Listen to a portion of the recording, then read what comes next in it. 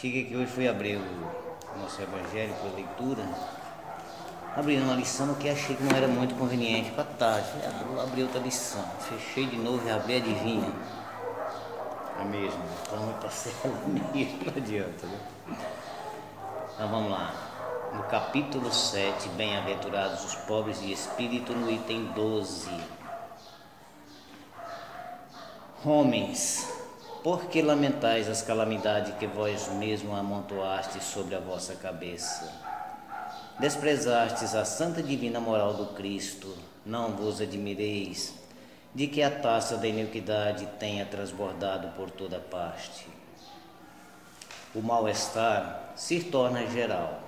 A quem se deve, senão a vós mesmos, que incessantemente procurais aniquilar-vos uns aos outros? Não podeis ser feliz sem mútua benevolência, e como poderá esta existir juntamente com o orgulho?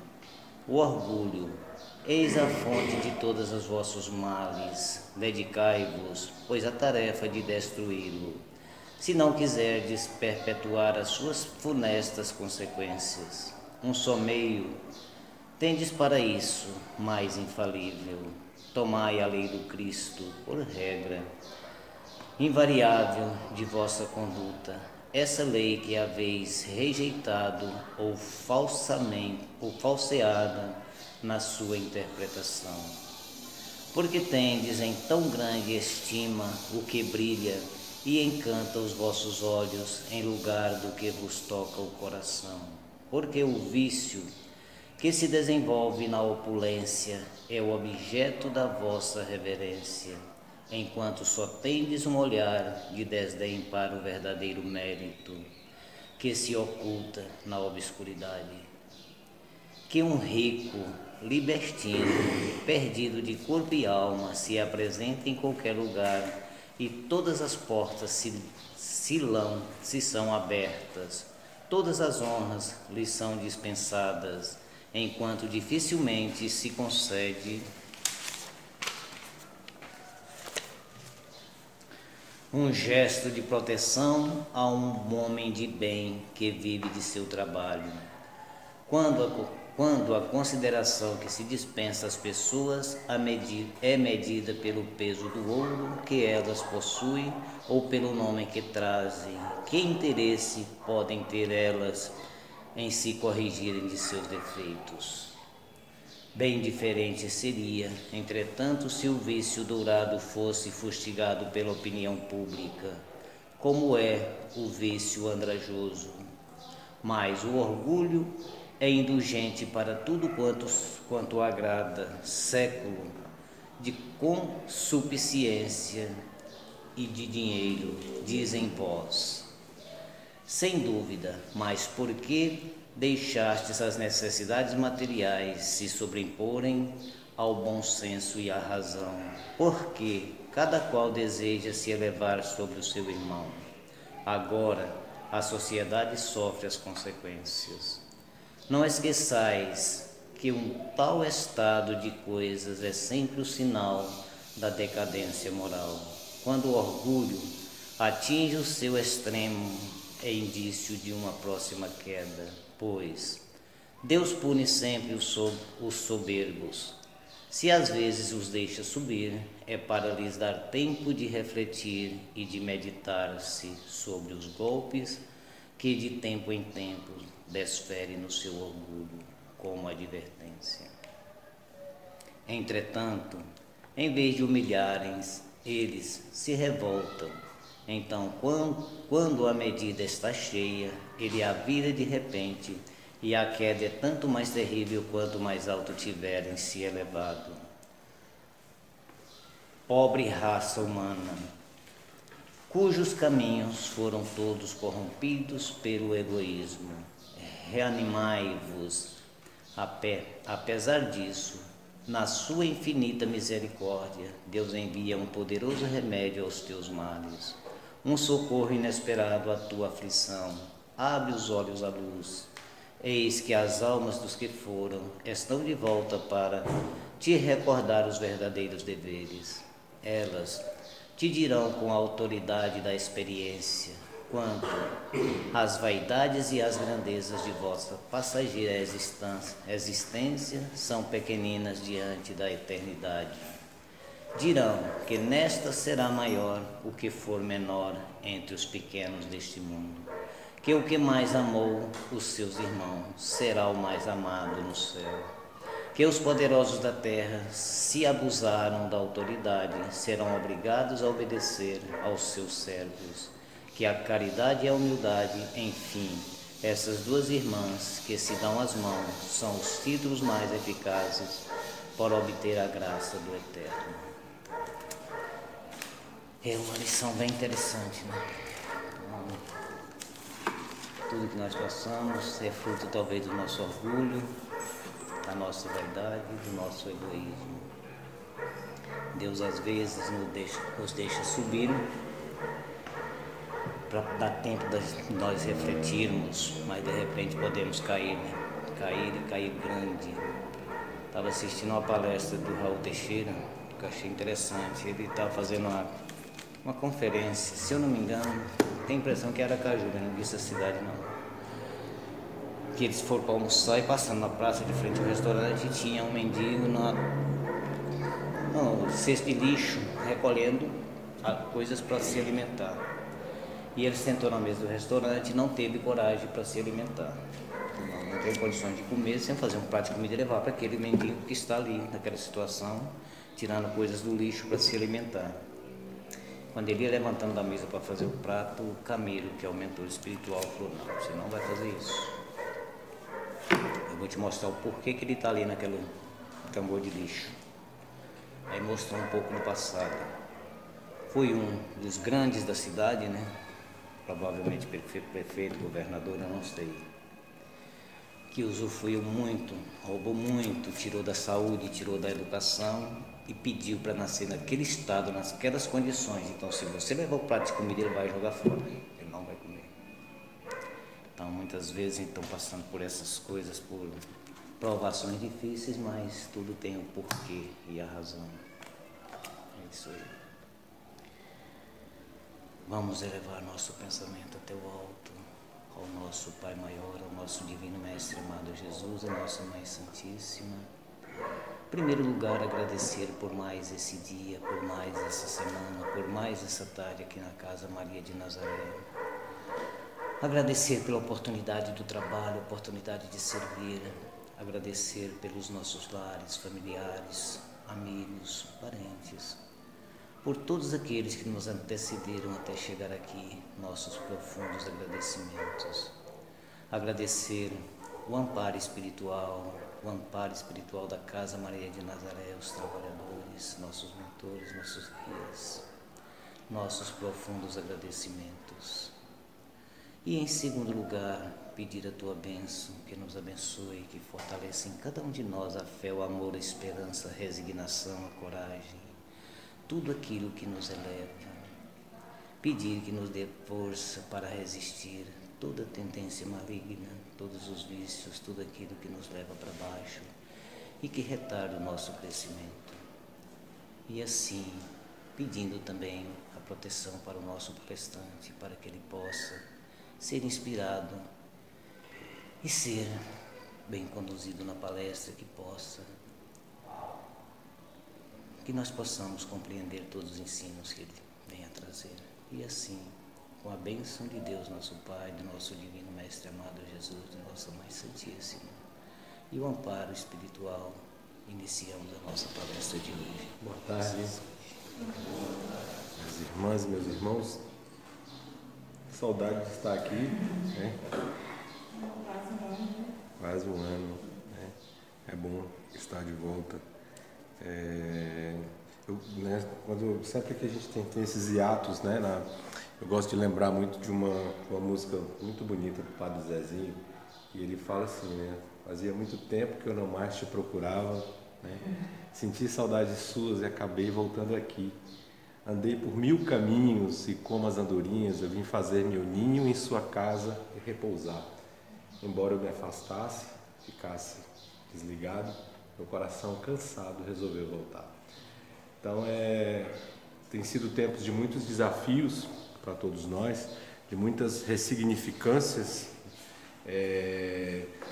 as pessoas parece que tiveram que, na marra, se dar conta de que muitos valores que elas tinham não são necessariamente aquilo que realmente vale a pena.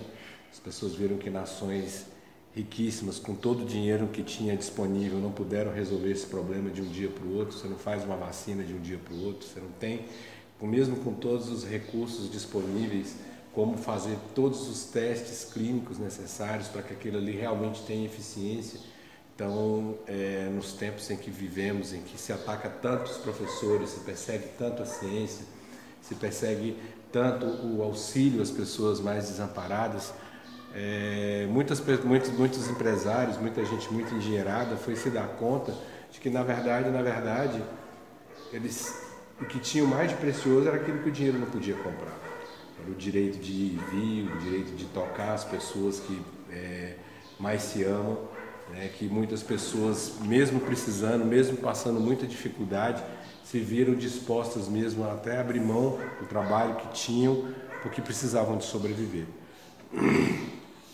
A gente entende que isso veio realmente para poder mudar a humanidade, para dar um novo rumo. A gente tem vivido agora uma nova segunda onda na Europa, porque não foi obedecida a abertura lá da forma que deveria ser obedecida, algo mais ou menos parecido com o que o dinheiro quer fazer aqui dentro do Brasil. Então são tempos de ressignificação para todos nós. E aí, buscando nas coisas, eu encontrei um estudo que nós fizemos aqui nessa nossa casa há mais ou menos 2 anos, que era o estudo que falava da parábola do bom samaritano, né? É um dos trechos mais ricos, mais cheio de detalhes e de simbolismos do Evangelho, e é uma passagem que eu particularmente gosto muito, mas que eu resolvi trazer com um novo olhar agora, que é uma coisa que tem me instigado demais na minha trajetória como espírita, com os meus conflitos, com as minhas dúvidas, com as minhas quedas, com as minhas dificuldades, que é a necessidade cada vez mais intensa que eu sinto de aproximar a minha fé espírita e até o nosso movimento espírita para aquilo que eu chamo de uma espiritualidade ativa. Eu acho que também esses novos tempos vieram nos mostrar a necessidade disso. De que maneira que a gente exerce a nossa espiritualidade? Será que a gente tem buscado muito o conhecimento, a leitura, e isso é muito importante, mas de que maneira que a gente tem feito traduzir em atitudes, em mudanças de atitudes no dia a dia, na nossa relação com o próximo, a vivência plena do Evangelho da forma que Jesus nos apresentou. Um dia desses, até por ocasião do dia de comemoração de São Francisco, Francisco de Assis, além de ser patrono do meio ambiente, da natureza, dos animais, dentro do meio espírita também o patrono da mocidade, né? A mocidade espírita. E ele fala algo que é muito interessante. Ele diz assim: nós devemos pregar o Evangelho a todo instante e sempre que for necessário usar também as palavras. Então ele tem muito isso, né? Ele fala assim, olha, a fala, o discurso encanta, mas é o exemplo que arrasta as multidões. Então a espiritualidade ativa nos dias de hoje, em que se exige em todos os sentidos mais e mais de nós uma vivência verdadeira, né, do exercício genuíno da caridade, não só a caridade de suprir a necessidade, a fome, a sede, o abandono, o cuidado, mas a caridade que inclusive se manifesta pela necessária tolerância dos que convivem juntos, né? Nesses tempos em que as pessoas têm ficado tanto tempo confinadas juntas, tantas histórias tristes que a gente tem ouvido de pessoas de casamentos que foram desfeitos, de pessoas que estão literalmente se agredindo dentro de casa, né? Pais e filhos e irmãos.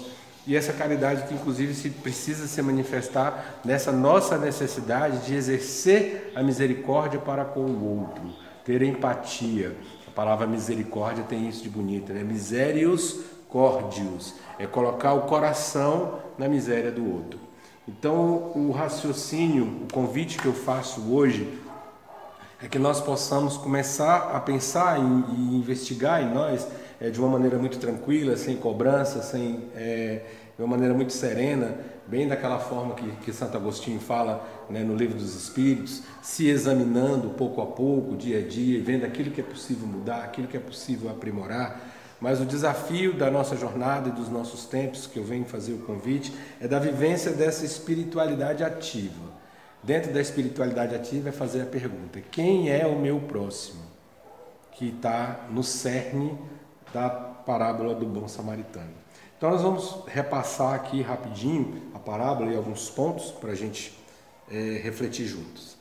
E ela fala assim: disse Jesus: descia um homem de Jerusalém para Jericó quando caiu nas mãos de assaltantes. Estes lhe tiraram as roupas, espancaram-no e se foram, deixando-o quase morto.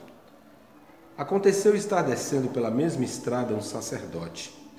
Quando viu o homem, passou pelo outro lado. E assim também um levita. Quando chegou ao lugar e o viu, passou pelo outro lado. Mas um samaritano, estando de viagem, chegou onde se encontrava o homem e, quando o viu, foi movido de íntima compaixão por ele. Aproximou-se, enfaixou-lhe as feridas, derramando nelas vinho e azeite. Depois colocou-o sobre o próprio animal, levou-o para uma hospedaria e cuidou dele. No dia seguinte deu 2 denários ao hospedeiro e lhe disse: cuide desse homem. Quando eu voltar, pagarei todas as despesas que você tiver. Está no Evangelho segundo Lucas, no capítulo 30, nos versos de 30 a 35. Então, mais até do que entender, assim, antes de tentar entender o significado dessa passagem, a gente precisa contextualizar ela, entender em que sentido e por que Jesus usou essas alegorias, por que ele usou esses personagens, por que ele usou essa forma, né? Jesus, ele foi um grande educador por excelência, e um educador que eu digo que ele inspirou Paulo Freire, né? Porque Paulo Freire, dentro dessa coisa da pedagogia do oprimido, de tentar entrar no universo da pessoa para dialogar com ela de uma forma que ela entenda, Jesus ele já fazia isso por parábolas, né? Ele falava por parábolas, falava de uma maneira que as pessoas pudessem entender do que ele estava falando, pudessem entender os ensinamentos dele. Então, para contextualizar, a inimizade entre os judeus e os samaritanos, que embora fossem povos iguais, que vinham de um mesmo tronco, né? Depois que houve lá a briga, que houve a separação das 12 tribos de Israel, foi uma parte, umas tribos para o norte, umas tribos para o sul, e aí os samaritanos e os judeus se tornaram inimigos ferrenhos uns dos outros, inimigos de se encontrarem e de quererem se matar. Um não suportava o outro, um não convivia com o outro. Então, Jesus, por ocasião da festa da Páscoa, precisou fazer uma viagem que ia de Cafarnaum, na Galiléia, terra de Simão Pedro, para Jerusalém. Havia um caminho que era um caminho muito mais próximo, havia uma maneira mais simples de chegar. Só que Jesus fala para os discípulos dele: preciso passar pela Samaria.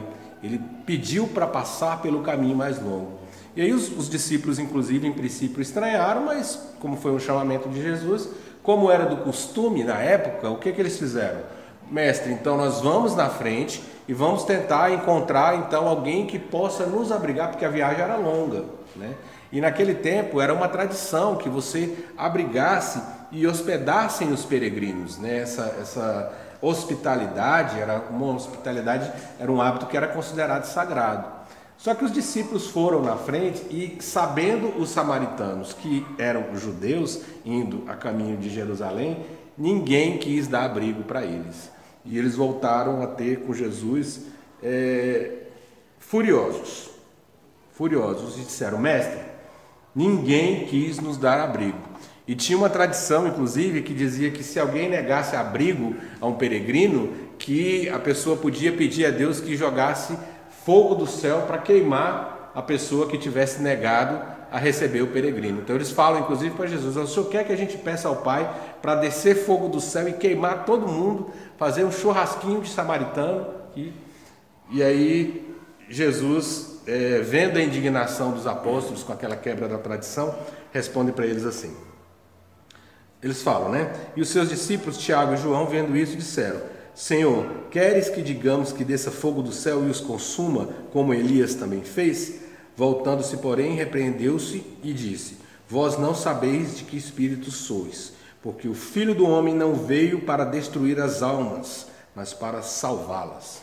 Então Jesus deixa como está e prossegue a viagem. E era uma viagem, era uma caminhada eu me dei o trabalho de pesquisar na época, 130 quilômetros pelo deserto, árido, de sandália. Então assim, não tinha Uber, não tinha como parar, né, para poder ficar. Ninguém quis dar abrigo para eles não quiseram, não tinham como repousar, tiveram que fazer a viagem ininterruptamente e chegaram então em Jerusalém exaustos, muito cansados, com muita fome, com muita sede, depois de uma viagem tão dura, né? E aí o que é que acontece então quando Jesus entra na cidade junto com seu grupo? Obviamente que todo mundo queria comer alguma coisa, tomar um banho, lavar os pés, beber uma água, lavar o rosto, descansar. Eis que chega um doutor da lei. Imagina, você faz uma caminhada de 130 quilômetros, chega lá exausto e ao invés de alguém vir te receber carinhosamente, vem uma pessoa te fazer uma pergunta maldosa, né? O Haroldo até brinca, assim, a gente naturalmente ia dar uma resposta muito gentil, espíritos evoluídos que somos, porque se tem uma coisa que a gente acumula quando está cansado, com fome, com sede, é justamente gentileza, né? Então, o doutor da lei vai até Jesus e faz para ele uma pergunta maliciosa. Ele diz assim: Mestre, que farei eu para herdar a vida eterna? Então, o sentido de vida eterna para os judeus é que eles herdariam uma terra onde haveria muita harmonia, né? A terra prometida, onde haveria muita fartura, a terra do leite, do mel. E aí, no primeiro momento, a vida eterna para eles era a vida eterna de você cumprir aí pelo menos os 614 mandamentos que tinham na Torá, que tinham nos livros sagrados. Então, era um monte de rituais, um monte de coisa que eles teriam que fazer, que eles teriam que cumprir, então, que compunham, né, toda a tradição judaica. E aí veio então Moisés e sintetizou isso em 10 mandamentos. Então disseram, olha, não precisa dos 614 não, a gente pode resumir isso aqui em 10. E aí, mais adiante, outros estudiosos disseram, espera gente, ainda é mais simples. Não precisa nem de ser os 10, bastam que sejam 2. Quais que são esses 2? A gente vai ver agora. Quando o doutor da lei fez essa pergunta para Jesus, Jesus pacientemente vira para ele e pergunta, faz 2 perguntas. O que está escrito na lei? O que era a lei? Era onde determinava como os livros sagrados que determinavam como seria a vida deles. Seria a Torá, né? O Pentateuco, Gênesis, Êxodo, Levítico, Números, Deuteronômio e os livros dos profetas. Então esse compêndio de livros era o que compunha a lei. Então Jesus primeiro pergunta, o que diz a lei? Então ele delimita a conversa, fala, olha, a gente não vai fazer fofoca, a gente não vai inventar interpretação, a gente não vai pegar para discutir aqui o que o tio do WhatsApp mandou para vocês na corrente, a gente vai se cuidar, vai se concentrar naquilo que diz a lei. E o segundo ponto, Jesus fala, como lês? Então, o que está escrito na lei e como você lê, como você entende, como você interpreta. Porque muitas vezes a gente pode fazer uma mesma leitura de um texto e interpretar aquilo de uma maneira diferente e agir de uma maneira diferente. Eu posso ler um texto do Antigo Testamento, né, um texto que dá a trajetória de um povo guerreiro, né, dizendo que eu preciso ter coragem que o Senhor vai me ajudar a esmagar os meus inimigos, né, porque é o Senhor dos exércitos. E eu posso trazer isso literalmente e achar que eu tenho realmente um inimigo real que eu tenho que combater e até que eu tenho que eliminar, ou posso trazer isso para o sentido literal, quer dizer que o meu inimigo, na maioria dos casos, sou eu, são os vícios que eu tenho que vencer, são as dificuldades que eu preciso de vencer, né? Os desafios que se me apresentam no dia a dia. Então eu posso ter o mesmo texto e ter várias leituras diferentes. E Jesus delimita isso, o que está escrito na lei e como o lês. E aí a resposta do doutor da lei é a síntese dos 614 mandamentos que viraram 10, que depois viraram 2, e que são: Deuteronômio, capítulo 6, verso 5. Amará, pois, o Senhor teu Deus de todo o teu coração, de toda a tua alma e de todas as tuas forças. Segundo, Levítico, capítulo 19, verso 18, diz: amarás o teu próximo como a ti mesmo. E aí, ele se saiu bem, né? Jesus falou: olha, muito bem, você respondeu muito bem. Vai, faze isso e viverás. E era para ter encerrado a conversa por aí. Mas o doutor da lei, maliciosamente, queria instigar Jesus a uma discussão. Ele não estava com dúvida de nada. Ele queria encontrar uma maneira de polemizar com Jesus, que estava cansado, com fome, com sede, com calor. E queria, de alguma forma, que Jesus atendesse ao apelo dele ali e iniciasse uma discussão. E falou para Jesus assim: mas eu tenho uma dúvida. Tudo bem, amarás ao Senhor teu Deus de todo o teu coração, tranquilo. Amarás o teu próximo como a ti mesmo. Mas quem é o meu próximo? É o desafio, né? É o nosso desafio de hoje. É o desafio que ele fez para Jesus e é o nosso desafio de hoje. Quem é o meu próximo? Porque o sentido de amar a Deus para eles era tranquilo, né? Amar de toda a tua alma, de todo o teu entendimento, com toda a tua dedicação, com atos concretos, jamais utilizar a tua riqueza, isso lá na cabeça deles, né? Jamais utilizar a tua riqueza para fazer o mal a quem quer que seja, colocar todos os teus bens, os teus recursos a serviço do bem, isso para eles era tranquilo.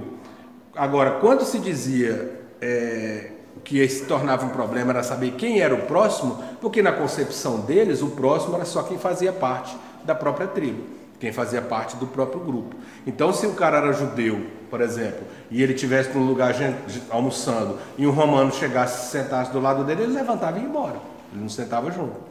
Eles não admitiam estar na presença, por exemplo, dos samaritanos. Então, qualquer um que fosse de outro grupo, para eles não era considerado próximo. Então, se não é meu próximo, eu não preciso de amar. Se não é meu próximo, eu não preciso de cuidar. Se não é meu próximo, eu não preciso de guardar esse mandamento de amá-lo como a mim mesmo, né? E aí existiam algumas correntes. Existia a corrente, uma corrente que pensava dessa forma, e existia um outro grupo que era composto encabeçado por Hilel, que foi avô de Gamaliel, que veio a ser então o mestre de Paulo, que dizia: gente, quando os antigos peregrinos chegaram nas nossas terras, os nossos antepassados acolheram, os nossos antepassados abrigaram, né, essas pessoas que estavam passando por dificuldade. É como nos dias de hoje, por exemplo, a gente imaginar que tem um grupo no país que fica encastelado dentro de casa, que tem condição de mandar pedir comida todo dia, no café da manhã, no almoço e na janta, e fala: olha, a gente tem que abrir os shoppings, né, no auge da pandemia, tem que abrir shopping, tem que abrir o comércio, tem que abrir a loja, e o povo tem que sobreviver. E as pessoas, a gente vai ter álcool em gel nas lojas, vai ter o termômetro medindo. E eu falava: eu sei que o dono da loja, a pessoa que muitas vezes mora num lugar mais rico, pode entrar dentro do carro dele higienizado, né? Aí vai dirigindo até o shopping, entra pela garagem protegida, aí chega lá com máscara, entra no elevador protegido, vai lá dar uma olhada na loja dele, fica ali com tudo protegido. Na hora de ir embora também entra no carro, vai com tudo protegido. Eu quero saber como é que faz quem moe a máquina. Eu quero saber como é que faz quem limpa o chão, quem lava o prato, quem fica na praça da alimentação, quem vai trabalhar na segurança. Essas pessoas, 4 horas da manhã, penduradas em ônibus, como é que essas pessoas vão fazer? Nas paradas de ônibus.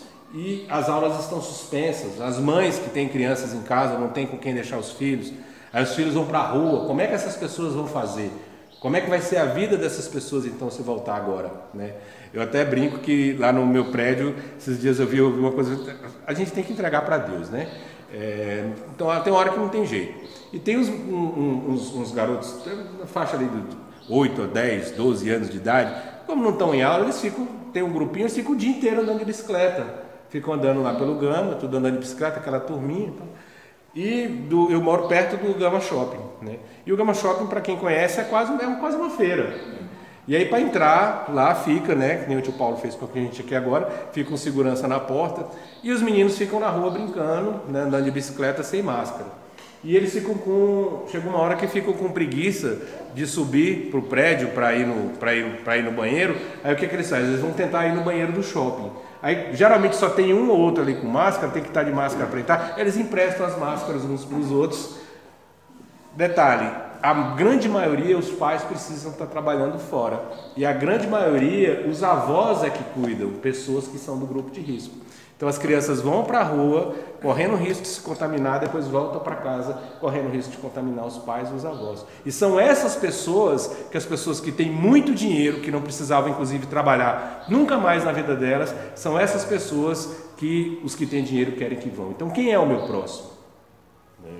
Eu acho que a minha família precisa ser cuidada. Que tipo de cuidado eu estou tendo com a família do outro? Que tipo de cuidado que eu estou tendo com o outro? Então, por essa narrativa, então, ela volta carregada de simbolismos. Porque o que é que Jesus quis dizer naquilo ali? Ele fala, olha, descia de Jerusalém para Jericó. Então, Jerusalém, uma cidade santa, no alto do monte, aquela que não poderia jamais ser escondida, o local de elevação espiritual, onde as pessoas iam para se purificar, descia de Jerusalém para Jericó, que era a cidade do comércio, que era uma cidade mundana, que era associada à inferioridade material, à inferioridade da matéria. Então o sentido espiritual disso a pessoa caía espiritualmente, ela descia daquela energia sagrada e caía para o lugar mais pesado, mais associado à matéria. E aí vamos caracterizar os personagens. Quando ele diz, olha, um homem estava caído, um homem caiu na mão de assaltantes, de salteadores, ou seja, caindo de vibração, desconectando-se do sagrado, se expondo à falta de luz, descendo de vibração. É o momento em que a gente se vê assaltado, é o nosso momento de queda.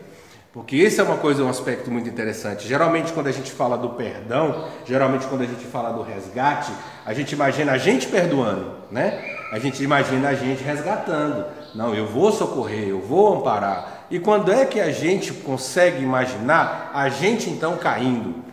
A gente revirando lixo para procurar comida, A gente precisando de ser assaltado. A gente precisar pedir perdão para alguém que a gente ama muito e que também magoou muito e que muitas vezes é difícil até de continuar sobrevivendo com aquela mágoa. Como é que a gente faz quando a gente é que cai? Então esse aqui é também o sentido de começar a se colocar no lugar do outro. Aí ele caracteriza o sacerdote. Bom, aquelas figuras eram figuras conhecidas, para o doutor da lei, para as pessoas que estavam presentes. O sacerdote era o responsável pelos ritos do templo, Era ele que cuida lá do cumprimento da lei, mas ele vinha nos seus afazeres, em tudo aquilo que ele fazia, de uma maneira tão burocrática, tão apegado ao rito, tão apegado às palavras, tão apegado à forma ritualística do exercício da fé, que ele não percebeu que tinha um homem caído e que ele era o representante de uma vivência espiritual que pregava o amor, que pregava a misericórdia. Então, nesse sentido, o sacerdote, que ele fala que o sacerdote descia de Jerusalém para Jericó, nesse momento esse homem ele também caía. Alguns autores gostam de ressaltar que a tradição dizia que ele não poderia correr o risco de que o homem estivesse morto, porque se o homem estivesse morto e ele tocasse no homem, ele não ia poder participar dos atos do templo. Eu tenho uma leitura de que ele já tinha participado, Então isso parece meio que uma tentativa de passar pano para o que ele realmente deveria ter feito e não fez. Até porque se não fosse assim, na pedagogia de Jesus não faria sentido ele colocar tanta ênfase nisso. Ele era um sacerdote, era o responsável pelo templo, era um representante da religião, a maneira organizacional e burocrática que se escolheu para se fazer o exercício da fé. Por coerência, se ele se dizia alguém amoroso, alguém que agia em nome do Pai, ele deveria ser a prioridade dele socorrer aquele que estava caído. Mas mesmo sendo sacerdote, ele não deu conta de fazer isso. Depois o levita era que ajuda, a pessoa que ajuda o sacerdote no templo, é o estudioso da lei, Então ele, inspirado no chefe dele, viu que o chefe não parou para ajudar, eu também não vou parar, eu tenho obrigação, eu também se eu tocar eu vou me tornar impuro. Então você tinha um que era o representante e tinha o outro que era o entendedor, né, o profundo conhecedor da lei, que era responsável também pelo cumprimento dos ritos, que também não se sentiu constrangido a fazer um ato de misericórdia ali naquele momento. E passava para o homem que ouvia a história, para o doutor da lei que foi lá instigar Jesus, passava o ser mais execrável, né? Passava a pior criatura que podia existir, que era o inimigo de raça, na concepção dele, o samaritano. E aí o samaritano, ele diz, ele não falava nem que ele descia, nem que ele subia, disse que ele passava pelo caminho, ou seja, dá a entender que ele era alguém, um comerciante. Mais adiante na história Jesus vai falar isso, que ele de fato era um comerciante, e como ele estava numa rota que era uma rota comercial, daí inclusive o fato de ter muitos assaltantes, muitos salteadores, ele passava, ele estava indo para o trabalho, ou estava voltando, enfim, mas ele certamente não estava indo em peregrinação à cidade sagrada, porque eram inimigos dos judeus, né? E ele para. E aí é interessante que Jesus nos alerta para ter a misericórdia um com o outro, e aí a gente se pergunta nessa construção que ele faz, como, né, que quando a gente diz quem é o meu próximo, o importante da empatia é a gente reconhecer em nós mesmos que várias vezes ao dia e várias vezes na nossa trajetória nós somos um pouquinho de cada um. Nós somos um pouquinho do sacerdote, que muitas vezes deveria dar o exemplo e não dá. Nós somos um pouquinho do levita, que era alguém que poderia estar um pouco mais atento ao detalhe, se descuidou e deixou passar. Nós também somos samaritanos, muitas vezes incompreendidos, né, e que não busca holofote. A gente consegue ter esses exercícios no nosso dia a dia também, e aí a gente consegue ir lá e fazer o bem. Nós muitas e muitas vezes somos o homem caído, nós somos muitas vezes o homem lá da hospedaria que vai receber o homem ferido depois. Então é importante que a gente tenha misericórdia com esses altos e baixos da nossa trajetória. Porque a gente faz uma pergunta, podemos dizer que nós somos maus, ou que outra pessoa é uma pessoa má, que ela é irremediável, ou que muitas vezes nós não nos expusemos, não estivemos sujeitos à mesma tentação ou à mesma dificuldade que aquela outra pessoa esteve. E aí tem uma coisa muito interessante, que foi uma experiência que é narrada num livro chamado Ponto da Virada, né? Que é o jornalista inglês Malcolm Gladwell, e ele conta uma história de um experimento muito interessante que foi feito. Chamaram, né, algumas pessoas e disseram assim, olha, a gente vai dar um curso aqui para vocês e vocês vão receber uma diária para ensinar para uma turma que está no outro prédio ali em cima, no outro prédio ali em frente. Esse aqui que a gente vai ensinar vocês a fazer. Ensinaram a fazer uma coisinha lá. Então vocês vão receber para ir lá, cada um de vocês vai ensinar para um grupo de 10 pessoas, tudo bem? Tudo, podem ficar tranquilos, né? Vocês vão terminar aqui meio-dia, tem que estar lá 2 horas, é só atravessar a rua, então dá tempo de ir com calma. E aí esse grupo terminou, saiu de um prédio e caminhou na direção do outro, e no caminho tinha um homem caído, que parecia doente, parecia machucado, e pediu ajuda. E aí o grupo que estava junto, estava reunido, né? O pessoal parou para ouvir o que o homem estava precisando, todo mundo se juntou ali para poder ajudar, estava com tempo, era pertinho. Então pararam, ajudaram, né, o homem, seguiram. Aí pegaram um outro grupo, mais ou menos parecido, e disseram a mesma coisa, a gente vai dar um curso aqui para vocês e vocês vão receber uma diária para atravessar a rua e dar esse mesmo curso, cada um de vocês, para 10 pessoas que vai estar lá esperando, e vamos ensinar aqui, quando terminar vocês vão para lá. Deram o curso, todo mundo, terminou. Muito bem, olha só, vocês já podem ir lá e os alunos de vocês já estão esperando, vocês não podem chegar lá atrasado. Vocês têm 5 minutos para chegar lá que a aula já vai começar. E eles precisavam de pelo menos 15 minutos para chegar. Aí foi aquela correria, saiu todo mundo desesperado, né? Passaram pelo mesmo lugar onde tinha um homem caído pedindo ajuda, e aí dessa vez qual foi a reação? Falou, olha, eu não posso parar para te ajudar. Eu estou atrasado para o meu compromisso, infelizmente eu não posso parar para te ajudar. Então naquele momento, a necessidade que eles tinham de se salvaguardar, a necessidade que tinham de chegar num outro lugar e cumprir um compromisso, foi mais forte do que o sentido de compaixão que existia dentro deles. E isso a gente não tem como condenar, porque a gente está aqui justamente para aprimorar isso. É para compreender que não é a natureza má em essência, é muitas vezes a dificuldade ao qual a gente é exposto, é muitas vezes a dificuldade do dia a dia, é muitas vezes a falta do alimento, a falta de uma palavra amiga, a falta do acolhimento que vai embrutecendo a pessoa dia após dia, semana após semana, ano após ano, e ela se embrutece de tal forma a ponto de não conseguir mais se relacionar com ninguém, das pessoas olharem e achar que é uma pessoa completamente ressequida, que não tem mais nenhuma solução na vida e na verdade é só alguém que foi brutalizado a vida inteira. Então é importante que nesse exercício misericordioso que nós devemos ter conosco e também devemos ter com o próximo, é de enxergar o próximo e ter essa empatia, de enxergar que o outro pode estar num dia ruim, que o outro pode estar num momento ruim, pode estar numa fase ruim, e sempre pensar que aquele comportamento que a gente recebe, que aquela reação que a pessoa pode estar tendo, é justamente pela dificuldade que ela está passando, é o lugar onde eu posso estar um dia. Então eu posso pensar em acudir o homem que está caído, mas não posso esquecer também que um dia quem pode estar caído sou eu. Então, prosseguindo aqui, Paulo, ele fala que frequentemente ele se deparava com essa dualidade, né? Ora, se eu faço o que não quero, já não o faço eu, mas o mal que habita em mim. Acho então essa lei em mim, que quando quero fazer o bem, o mal está comigo. E ele falava, eu sei o que é certo para fazer, eu sei o que é que eu tenho que fazer. E eu tento, eu sei que o mal já não está comigo, porque eu sei o que é que eu tenho que fazer. Mas invariavelmente eu não consigo fazer todo o mal que eu gostaria. E nesse instante então eu caio. Então ele se deu conta dessa própria dificuldade e dessa própria dualidade e começou nesse processo de se conhecer, naquele movimento maravilhoso que Paulo tem, né, de se transformar. Falou, não, então tudo bem, o que é que eu estava fazendo errado até aqui agora? Né? Onde que eu estava errando? E o que eu quero é fazer o certo daqui para frente.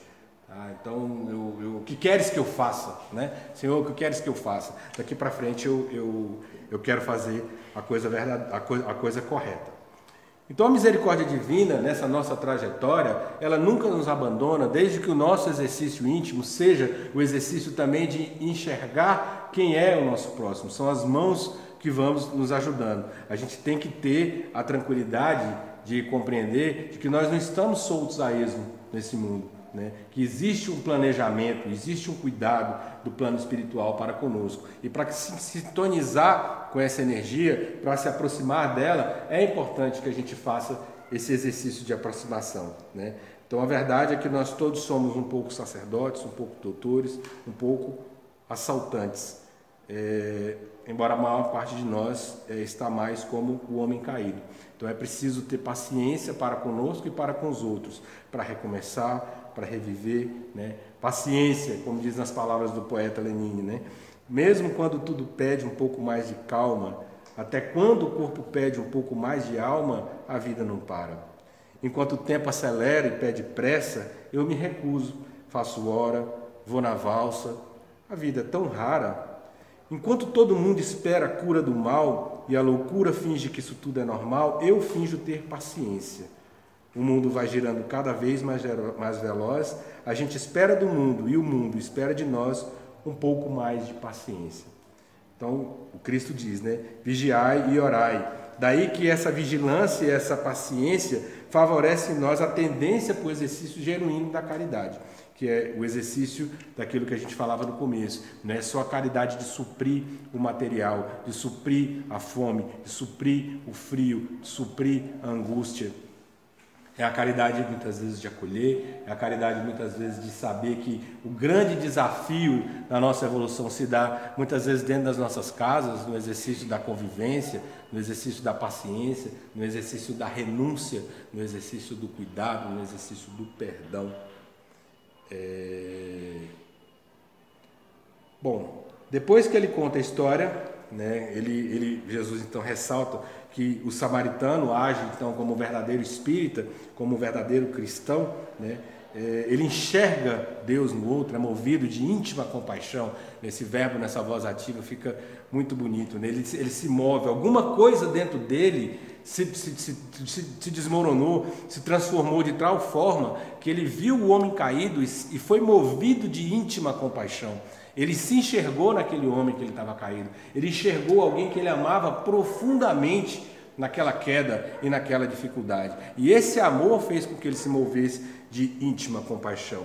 Então o que ele faz? Ele interrompe a jornada, vai até o homem que está caído, aí cobre o homem, estanca o sangramento, aí vem com vinho que tem essa propriedade antibiótica, né, limpa as feridas, aí vem com azeite, passa o azeite nas feridas como se fosse um bálsamo para aliviar a dor, né, para afastar as moscas, para poder afastar os insetos, aí agasalha o homem, ergue o homem do chão, coloca ele no burrinho que estava com ele, e aí vai como se for um escravo de alguém que ele nunca viu na vida, puxando o burrinho até a hospedaria, aí chega lá, entrega o homem aos cuidados de outra pessoa, paga as despesas, 2 denários, são 2 diárias, é o equivalente a 2 dias de trabalho, paga as despesas, fala, olha, eu preciso voltar ao trabalho, cuida desse homem, quando eu voltar, se tiver tido mais alguma despesa, eu vou te pagar tudo.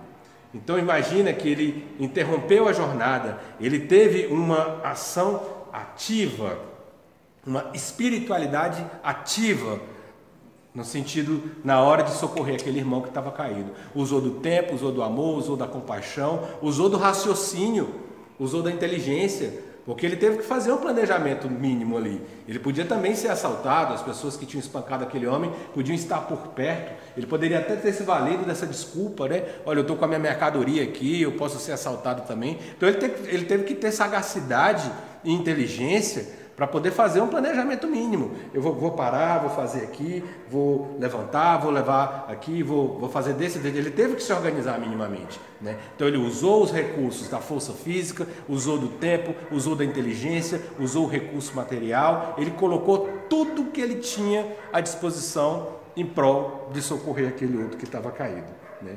E daí que Jesus então termina a história, aí vira para o doutor da lei e devolve a pergunta. Quem se tornou o próximo daquele que estava caído? Não foi o sacerdote, não foi o levita, quem foi? E aí o homem é muito contragosto, ele responde, né? Nem fala o nome do samaritano, né? Aquele que teve misericórdia para com ele, aquele que exerceu misericórdia para com ele, foi ele que se tornou o próximo. Então Jesus fala, então você vá e faz o mesmo. Para nós, o amor ainda não é um sentimento. O amor verdadeiro ainda não é um sentimento. Para nós, o amor verdadeiro ele é uma decisão. Na nossa jornada, no nosso estágio mais evolutivo, né, esse amor verdadeiro ele vai chegar. Ele vai vir como uma contemplação, né? Eu às vezes me deparo, tenho que conviver com pessoas que são pessoas muito difíceis no dia a dia, no cotidiano, no trabalho, e às vezes quando a gente ainda tem ainda muito essa coisa do machismo enrustido, arraigado, então quando é um companheiro, é um irmão, muitas vezes você se deixa levar ali pelo calor da hora, dá uma resposta mais ríspida. Às vezes quando é uma companheira, quando é uma irmã, aí eu falo, não, eu não vou discutir porque eu não vou ficar batendo boca, né, com uma irmã, com uma mulher, eu vou acabar sendo ríspido, isso eu não quero. E aí eu falo para mim, mas espera aí, eu deveria ter esse sentimento, era com qualquer pessoa, porque não vale a pena se a pessoa está agredindo, se ela está sendo grossa, se ela está sendo ríspida, encarar isso como uma pessoa que pode estar doente, encarar isso como uma enfermidade. Então isso não é algo que deveria me agredir, que deveria me chocar. Então, será que eu não estou sendo orgulhoso? Será que eu não estou me deixando me doer demais? Porque eu não posso também permitir que alguém chegue e roube a minha paz de uma maneira tão fácil assim. A minha paz é minha, eu não posso entregar ela para ninguém, né? Então nesse exercício a gente fala, olha, eu vou decidir amar essa criatura, e amar no sentido de respeitar, de cuidar, de tolerar, de me calar, né? De ouvir muitas vezes quando é necessário, de amar porque é a minha decisão.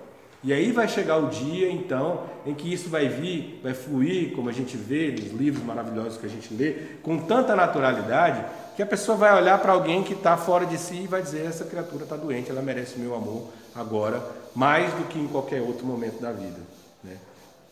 Tem um trecho do livro, um livro maravilhoso do psicólogo chamado Mark Baker, o livro se chama Jesus, o maior psicólogo que já existiu. Então ele faz um estudo de diversas passagens do Evangelho aplicados a casos reais de pacientes dele, e como Jesus tinha uma pedagogia e uma psicologia para tratar as feridas emocionais e encaminhar as pessoas para a cura espiritual. Então ele fala, olha, do ponto de vista psicológico, encarar as pessoas simplesmente como boas ou más é muito simplista. Talvez seja mais fácil pensar assim porque, ao rotular os outros, sabemos em quem confiar e quem evitar. Mas a verdade é que sempre existem possíveis samaritanos e ladrões entre nós. E cada um de nós tem aspectos de ladrão, de sacerdote e de samaritano. Aqueles que reconhecem e valorizam a sua necessidade básica de se relacionar amorosamente com os outros tendem a ser boas pessoas e a ter um bom comportamento. Eles precisam dos outros, de modo que não desejam feri-los. As pessoas que violam a sua natureza essencial de viver um bom relacionamento com os outros se comportam como más. A parábola do bom samaritano fala de pessoas boas e más. Jesus explica a diferença entre os dois tipos em função do relacionamento que estabeleceram com o homem ferido. Jesus não fala que eram boas ou más essencialmente. Ele conhecia profundamente a natureza humana e por isso hoje pode nos ajudar a compreender o comportamento de todas as pessoas que conhecemos, inclusive o nosso. Então, a gente voltando para o perfil do samaritano, a gente precisa levar em consideração também que ele era um homem respeitado, porque afinal de contas ele era um peregrino. Então como que ele chega na casa, na hospedaria, com outro homem ferido, paga as despesas dos 2 dias e fala, olha, fica com esse homem, cuida dele, que o que tiver de despesa eu vou voltar e vou acertar. Então ele, para o hospedeiro ter aceitado, ele era um homem que tinha crédito, um homem que tinha credibilidade. Ou seja, a vivência espiritual no bem, ela nos abre as portas e ela nos credencia. O Haroldo Dutra Dias conta uma história que o Chico contava, que uma vez estavam num grupo visitando umas pessoas no hospital e tinha uma pessoa que dizia que não tinha religião nenhuma, as pessoas até chamavam para participar junto com os católicos, junto com os evangélicos, junto com os espíritas. Ele nunca queria se envolver com ninguém. Então ele ia principalmente nos leitos de pessoas que praticamente não recebiam visitas, aí perguntava como a pessoa estava, fazia uma leitura, às vezes fazia uma prece, levava um agasalho para um, levava um lanche para outro, levava uma sopa, levava um recado, visitava a família. E aí um dia a equipe espiritual que estava visitando, um dos mentores, a professora falou para o outro, olha, anota o nome daquele companheiro ali, guarda ele na memória do coração. Porque se chegar um dia em que ele precisar de nossa ajuda, nós vamos sair de onde estivermos para ir lá socorrê-lo. Ele é um irmão querido, é um irmão de Deus. Não interessa a fé que ele professe, ele é um irmão querido, vai poder contar com o nosso amparo. Então, para concluir,